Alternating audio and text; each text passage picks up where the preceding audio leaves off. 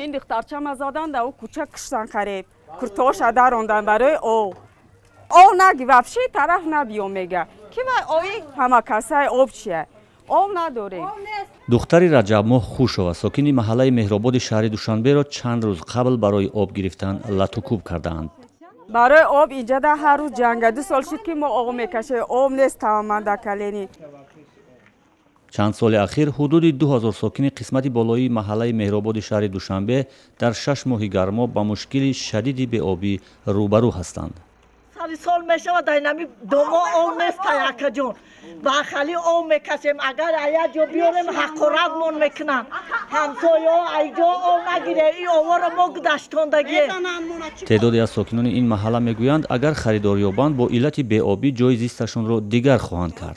همینجا من خونه خریدم $32,000 در نفهمیده. اومدم همینجا اون مردک خونه فروش همه خونه را فریب کرده. ای کجای او باورده نشون داده 10 سال شد که من همینجا آب ندیدم. میبیام دهنم خوک سوختگی بنی میگردم میبیام انا در پایون آب انم خیلی رفته است. چی با ما وای نکرده است یا چقدر کنید که ما آب گذرانیتون. ساکنان آب را خریده در بشکه‌ها نگه می‌دارند که پاکیزگی آن شبه‌آور است.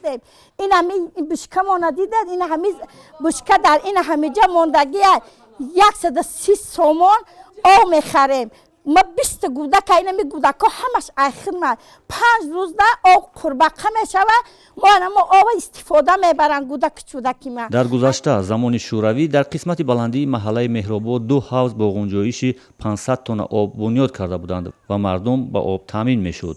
حالا این حوضها پرتابگاه شدند. اول آب ای بالا پایان میره ای بالا انا ابرد که ای بالا میره انا حاضر که ابرد که محکمه ایره پایز پایان که آدم آواهی میتن ایره پایز بالا وفشه آب زور نمیزنه. ساکنان میگویند بارها با مقامات شکایت کردند ولی به نتیجه نرسیدند.